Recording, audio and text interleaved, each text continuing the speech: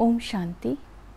3 जुलाई 2025 की साकार मुरली से होमवर्क। आज की मुरली से फ्लो चार्ट को देखते हुए सतो प्रधान बनने की भिन्न भिन्न युक्तियाँ मुरली में बाबा ने बताई है। इसमें से किसी भी एक युक्ति पर मनन चिंतन कर अपने जीवन में धारण करने का लक्ष्य रखेंगे। जैसे कि आज की मुरली से बाबा ने लक्ष्य दिया है, अमर लोक में ऊंच पद पाने के लिए सतो प्रधान बनने का पुरुषार्थ करना है। आज की मुरली से हम स्वमान लेंगे, मैं श्रेष्ठ आत्मा हूँ।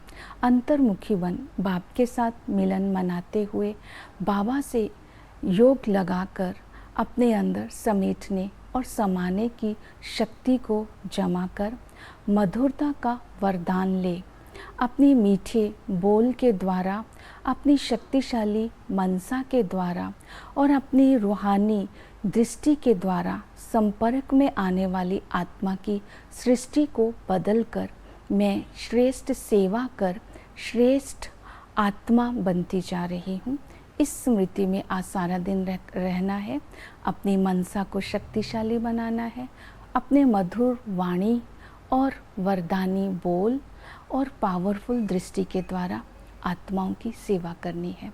प्रैक्टिकल में आज की मुरली से होमवर्क रहेगा, साक्षी दृष्टा बनना है। साक्षी होकर अपने पाठ को देखना है। कर्म चाहे साधारण भी हो, लेकिन अपना पाठ विशेष स्मृति स्वरूप बन करके बचाएंगे। तो इस तरह स्व को भी साक्षी होकर देखेंगे, दूसरों के पाठ को भी साक्षी होकर देखेंगे, तो हम माया से विकारों से निर्लेप होते जाएंगे। दूसरा, हम प्रैक्टिकल में अटेंशन देंगे, दूरादेशी बन करके रहना है। दूरादेशी आत्मा अर्थात हर बात को पास्ट प्रेजेंट फ्यूचर को देख करके ही हर कर्म करना है, हर बात करनी है। तो आज हम पुरुषार्थ करेंगे सतो प्रधान बनने के लिए माया जीत बनना है। बाबा ने कहा कि तुम्हें माया जीत बनना है, माया की खिटखिट को समाप्त करना है। माया की खिटखिट को समाप्त करने के लिए विधि बताई, बुद्धि को ज्ञान के चिंतन में बिजी रखना है। तो इस संगम पर बाबा ने हमें तो सृष्टि चक्कर का, बुद्धि में ज्ञान का चक्कर फिराते रहना है। विचार सागर मंथन में हम बाबा से होने वाली अनुभूतियों को इमर्ज कर सकते हैं। बाबा का बनने से जो भाग्य बना है उसकी लिस्ट को हम चिंतन कर सकते हैं और बाबा से होने वाली प्राप्तियों का चिंतन कर सकते हैं। देवताओं से ज़्यादा संगम पर हमें क्या प्राप्ति हुई, आत्मा का चिंतन, परमात्मा का चिंतन, ड्रामा के राज को हम चिंतन कर सकते। तो विचार सागर मंथन में जब हम बिजी रहेंगे तो आत्मा की स्व उन्नति होगी और आत्मा माया पर विजय प्राप्त कर लेती है। फिर बाबा ने बोला सदा ही मीठा होकर के रहना है और सर्व को मीठा बनाना है। गृहस्थियों को बाबा ने बोला घर में छोटे बच्चे हैं, उनके अंदर भी आध्यात्मिकता का बीज बोना है, अर्थात उनको बाबा का परिचय देना है। अपना जीवन ऐसा बनाना है जिससे दूसरों को प्रेरणा मिले। बाबा ने बोला प्रजा बनाने की भी सेवा करनी है, इसमें कभी भी थकना नहीं है। ये सारी श्रीमत आज बुद्धि में रखेंगे। फिर है संपूर्ण निर्विकारी बनने का अटेंशन देना है। बाबा ने कहा पुरुषार्थ कर तुम्हें सतो प्रधान बनना है। स्त्री पुरुष इकट्ठे रहते इस बात पर अटेंशन रखें कि हमें ऊंच पद पाना है।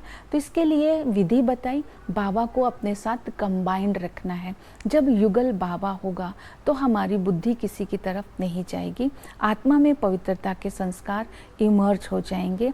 धंधा धोरी करते, बाबा ने कहा धंधा करते अर्थात बिजनेस करते और जॉब करते भी, पढ़ते भी, बूढ़े जवान सभी बाबा को अपना बनाकर पवित्रता की धारणा करो, निरंतर योगी बनो। बाबा ने कहा ऑफिस में काम काज करते भी बाबा की याद पर अटेंशन देना है। दूसरी विधि बताई, जब आप मधुबन में आते हो मुरली क्लास के बाद आप पैदल एकांत में करो और बाबा की याद में पैदल करो। आत्म अभिमानी होकर के बाबा को याद करो तो बुद्धि कहीं नहीं जाएगी।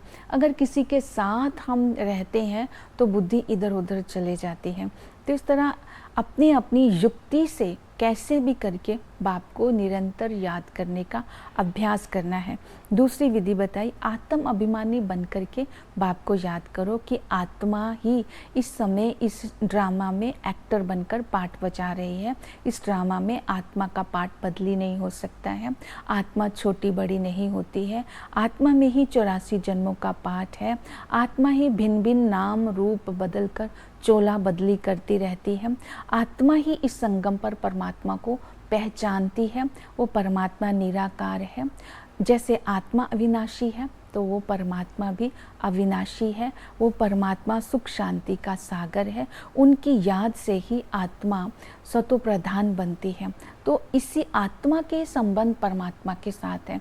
आत्म अभिमानी होने से बाबा के साथ संबंधों का रस भी लेना है। पिता के संबंध से इस समय हम संगम पर बाबा से सुख धाम का ऊंच पद प्राप्त करने का वर्षा ले रहे हैं।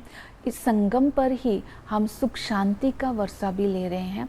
वो टीचर आकर के हमें रूहानी स्पिरिचुअल पढ़ाई पढ़ाते हैं। ये spiritual knowledge spiritual God father they रहे हैं। इस नशे में रहना है। इस पढ़ाई से ही हम सुख धाम में ऊंच पद प्राप्त करते हैं।